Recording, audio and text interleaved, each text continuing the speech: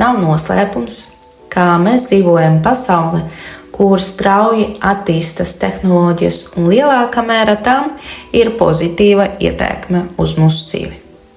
Bet ir arī gadījumi, kad pieredze rāda, ka, ja tas nokļuva nepareizas rokas ar ļaunu nolūku, tas var sagādāt daudz nopietnu problēmu. Viena no tām, protams, ir deepfake. Radīšana ar mērķi diskreditēt tos, kam liela ietekme uz sabiedrību, politiķiem, slavenībām, kas nāk par labu tiem, kas radīja un izplatīja šīs viltus ziņas.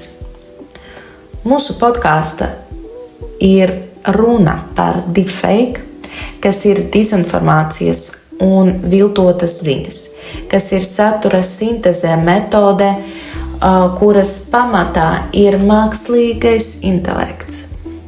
Viens no piemēriem, kā viltotas ziņas tiek veidotas ar mākslīga intelekta palīdzību, ir neironu tīkla izmantošana, lai pārklātu satura fragmentus uz oriģinālu attēlu. Tādā veidā video vai audio ierakstā tiek aizstāta seja, sejas izteiksmes, balss, žesti. Mūsu podkāstā mēs aplūkojam tieši tādus gadījumus, kad mākslīgā intelekta spēks, kas iemiesots deepfake, par pasaules slavenību piedalīšanos veica iespaidu uz skatītājiem vai lietotājiem un izraisa skandālu, kā arī izskaidroja, pēc kādas pazīmēm varēja saprast un atpazīt interneta publicētos materiālus, kuri nav nekas vairāk kā krapnieku darīšana. Vienā no 2021. gada izceļotākajiem deepfake gadījumiem bija saistīts ar Holivudas zvaigzni Gal Gadotu.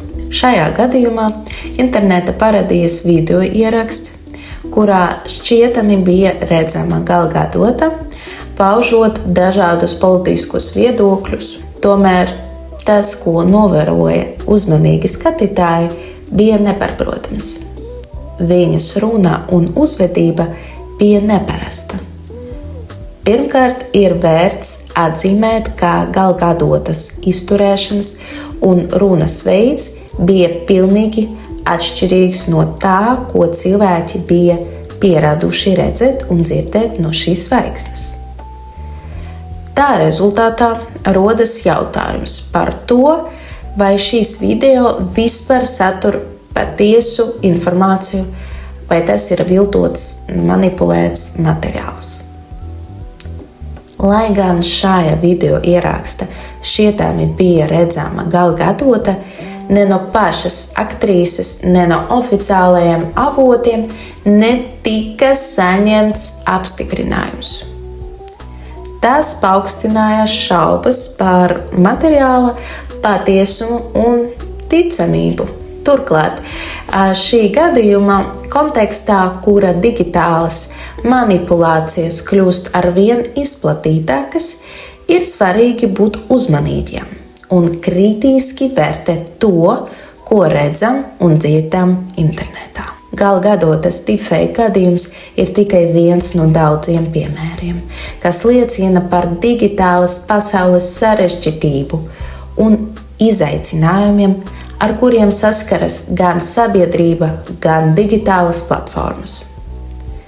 Tas liecina par nepieciešamību uzlabot digitālu mediju prasmes un kritisko domāšanu, lai mēs būtu spējīgi atpazīt un novērst viltotu saturu un dezinformāciju internetā. Šīs piemērs ir tikai neliela daļa no gadījumiem, kas notiek internetā ar mākslīga intelekta veikšanu. Pirms ticēt vai kopīgot informāciju, jums obligāti ir jāpārbauda tas autentiskums. Tāpēc mēs ierakstījām vairākas epizodes, kur stāstam par deepfake internetā, lai jums būtu vieglāk atšķirt dezinformāciju no reāliem notikumiem vai patiesas informācijas.